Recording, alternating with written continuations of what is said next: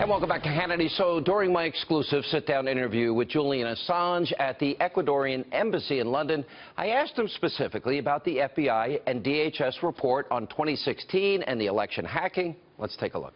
The FBI, Department of Homeland Security, this goes to the 29th of December this past year, released a joint report detailing how federal investigations and investigators linked the Russian government to the hacks of the Democratic Party organization. And they gave a 13-page memo. I'm sure you've read it. I have read it in detail. At this point. Okay. Supposedly they give technical details regarding tools and some of the infrastructure of the Russian civilian and military intelligence, but they don't give any proof positive. They give a five-page description of some of the tools that they allege that the Russian state uses. The rest is just fairly boring security recommendations.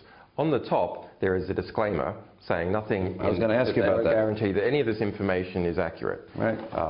It's a guess. So if you, it's just you'll look in the.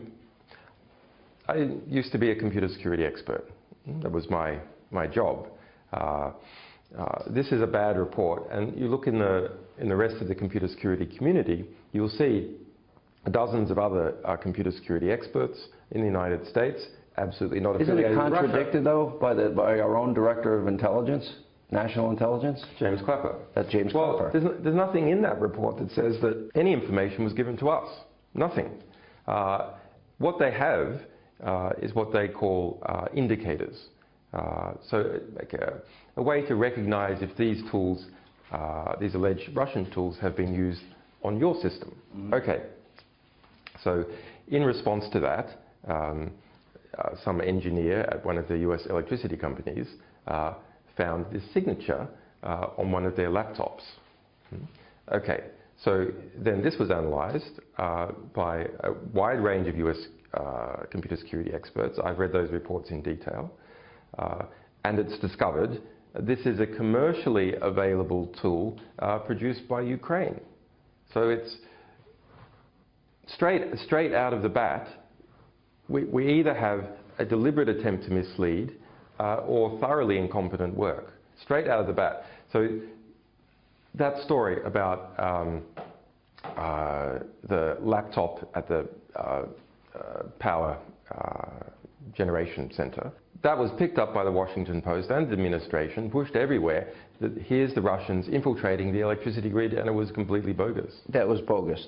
But there's another side of this which is, I think, pretty fascinating, and that is that Hillary Rodham Clinton had a private server at a mom-and-pop shop in a bathroom closet that I would argue, and other lawyers would make arguments that it was illegal for her to have. From what we understand, the Podesta emails were hacked through a phishing scheme where it said, click on this, give us your information, and he did so. So we made it. Well, there's a number of hacks of the DNC and Podesta based on the publicly available information. This is not something coming from our sources.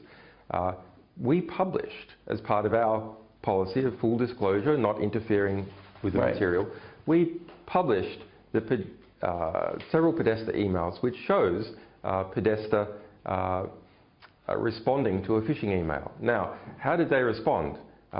Podesta gave out that his password was the word password. Mm-hmm. His own staff said, this email that you've received, this is totally legitimate. So this is something a 14-year-old kid could have hacked based on Podesta that way. In relation to computer security and Hillary Clinton's security, those Secretary of State emails, if you read closely FBI reports and the emails that we released related to Hillary Clinton, you'll see Aberdeen had access to them. A variety of technicians at this very small IT company had access to them. They were shipped through the post in a laptop. She had over a dozen different devices keyed in to have access to them, her iPad, etc. She made almost no attempt to keep them secure from states. Now, Was she trying to keep them secure from the Republicans? Well, probably. But in terms of foreign states, almost no attempt. The reason we have these laws, though, are for transparency, and she wanted to avoid congressional oversight. Absolutely. Absolutely. That's absolutely my interpretation as well. Now, WikiLeaks has been a very strong proponent of the Freedom of Information Act. This is probably actually, if you think about it, probably against our interests as a publisher. But we believe that people have the right to know true information about what the government is doing. Now, the Freedom of Information Act has been subverted. We published Sarah Palin's emails. Why? Because she had, when she was governor of Alaska, she maintained an account that was being used, intentionally or not, to evade the Alaskan Freedom of Information Act. So we published them back in 2008.